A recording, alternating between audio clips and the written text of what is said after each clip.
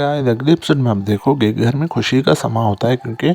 सुकैना की शादी तय पा रही होती है और घर में सब लोग खुशी और हंसी में नाच गा रहे होते हैं। तो ऐसे में वहाँ पर फजल बख्श बहुत परेशान और उदास भी होता है क्योंकि अब उसको पता चल गया है कि उसका राज राज नहीं रहा और उसे ये डर होता है कि कहीं मेरी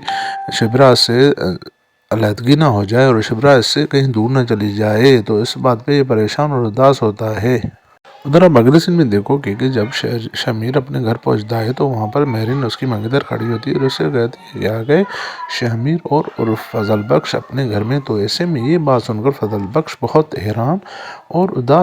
हो जाता है इसकी बात सुनकर। तो ऐसे में मेहरीन से कहती है,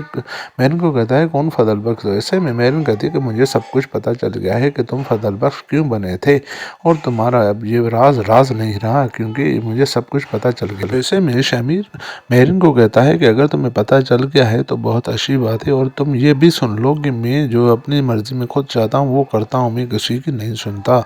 और मैं सिर्फ शादी करूँगा तो शिबरा से ही करूँगा और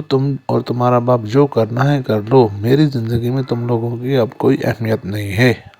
अब आगे देखोगे कि वैसे तो मेरी ने सब काम खराब कर दिया है, वो उसकी बात सलमान को भी बता दी है। तो ऐसे में जब वापस शमीर सलमान के घर पहुंचता है तो सलमान उसे कहता है कि उठाओ अपना सामान और उसे थप्पड़ रसीद कर देता है और कहता है कि निकल जाओ यहाँ से, तुम्हारी अब यहाँ पर कोई ज़रूरत नहीं है क्योंकि तुम एक झूठे और बदकिरदार शख्स हो। तो ऐसे में शमीर तो उसकी बात ध्यान से सुन रहा होता है और वैसे वहाँ पर सामान लेकर चला जाता है। ये बात शिप्रा की अम्मी को पता चल जाती है और वो सलमान को कहती है कि सलमान आपने ठीक नहीं किया, वो बेचारा दिल का साफ लड़का है, उसने अभी तक जब से यहाँ रहा था हमें कोई नुकसान नहीं पहुँचाया था। मतलब उसका तरीक़ेकार तो गलत हो सकता है पर वो दिल का साफ था, वो हमारी बेटी से प्यार करता था और उससे शादी करने के लिए ये सारा नाटक कर रहा था क्योंकि ये जो हमारे मसाइल हल हुए हैं वो सिर्फ इसी की वजह से हुए हैं, वो ऐसा बंदा हरगिज़ नहीं था।